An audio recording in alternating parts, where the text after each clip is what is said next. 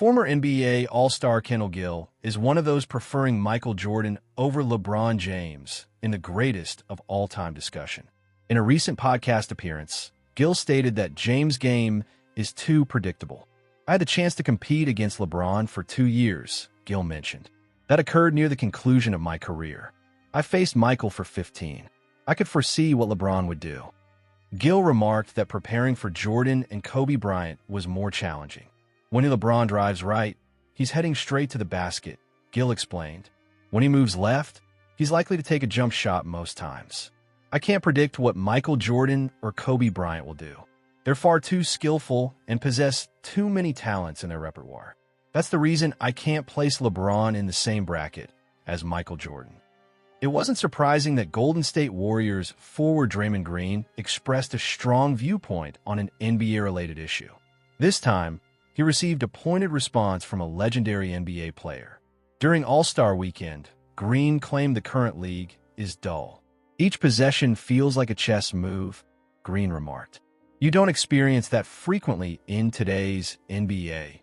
It's not something you encounter on a regular basis.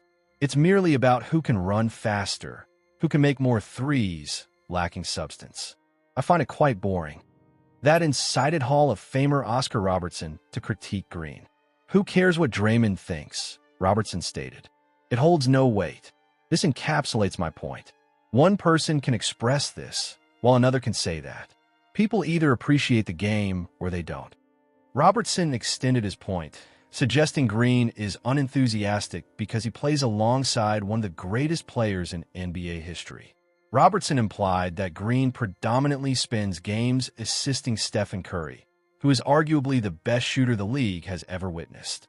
"It may be tedious for him," Robertson stated to SiriusXM NBA Radio.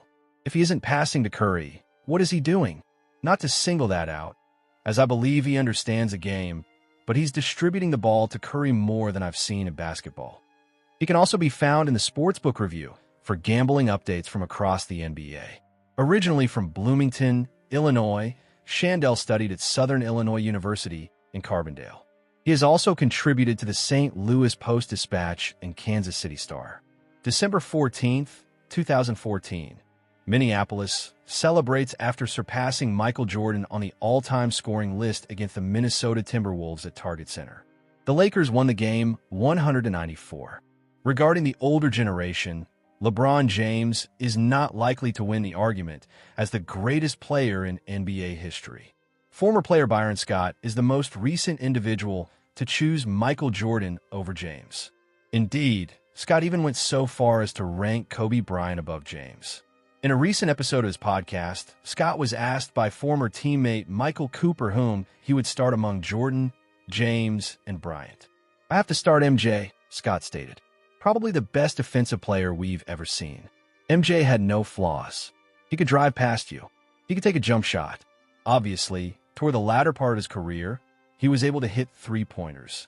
He could post you up, and then he's going to defend you. MJ would definitely be the starter." Scott then opted for Bryant as the second choice. When questioned about excluding James, Scott remarked, "Because he's not better than those two. It seems NBA Hall of Famer Scottie Pippen is demonstrating that players can improve as they get older." Pippen, who made his league debut in 1987 as a lean small forward, now resembles power forward Karl Malone.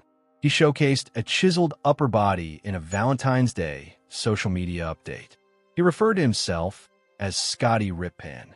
Pippen played a crucial role in the Chicago Bulls capturing 6 championships alongside Michael Jordan during the 1990s. He is commonly considered the first player to hold the title of point forward due to his adaptability.